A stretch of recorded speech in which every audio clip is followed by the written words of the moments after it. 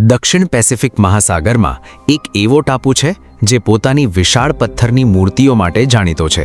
તેનું નામ છે ઈસ્ટર આઇલેન્ડ, એટલે કે સ્થાનિક ભાષામાં રાપા નુઈ. આ ટાપુ ચિલી દેશનો ભાગ છે, પણ તે મુખ્ય ભૂમિથી 3500 કિલોમીટર દૂર છે, એટલે કે તે દુનિયાનો સૌથી એકાંતિક ટાપુઓમાંનો એક છે. ઈસ્ટર આઇલેન્ડની સૌથી મોટી ઓળખ છે તેની મોઈ મૂર્તિઓ.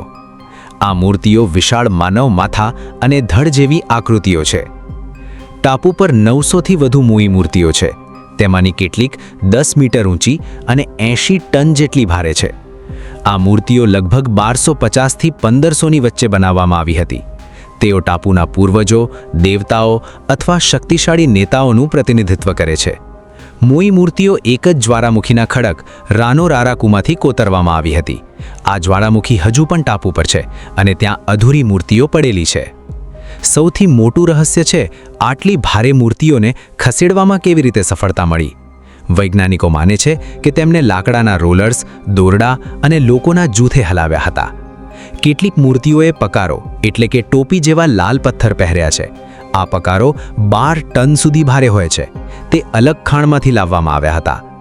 આજે ટાપુ પરની મોટાભાગની મૂર્તિઓ ખાસ પથ્થરના પ્લેટફોર્મ એટલે કે આહુ પર ઊભી કરેલી છે.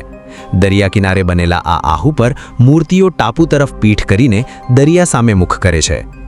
1722માં ડચ ખોજકર્તા જેકબ રોગેવિન ઈસ્ટર સન્ડેના દિવસે ટાપુ પર પહોંચ્યા.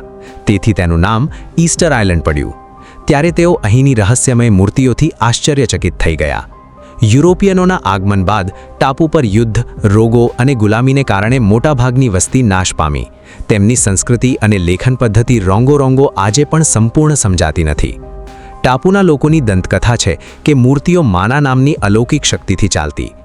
એક કથા અનુસાર રાજાના આદેશથી જાદુઈ શક્તિ મૂર્તિઓને સ્થાનાંતરિત કરતી. આજે Easter island UNESCO world heritage site છે. ટાપુ પર આશરે 7000 લોકો વસે છે, જેમાંથી મોટાભાગના મૂળ રાપા નુઈ વંશના છે. ટાપુની જમીન ખૂબ જ ફળદ્રુપ નથી અને અહીંના લોકો મુખ્યત્વે પ્રવાસન પર નિર્ભર છે. દર વર્ષે હજારો પ્રવાસીઓ આ મૂર્તિઓને જોવા આવે છે. ટાપુનું અનોખું આકર્ષણ છે તપાટી તહેવાર, જેમાં લોકો પરંપરાગત વસ્ત્રો પહેરીને ગીતો, નૃત્ય અને શારીરિક સ્પર્ધાઓ યોજે છે. 2022માં એક અભ્યાસમાં જાણવા મળ્યું કે મૂર્તિઓની નીચે પોષક તત્વોથી ભરપૂર ધરતી છે, જેનો ઉપયોગ લોકો પાક ઉગાડવા માટે કરતા હતા.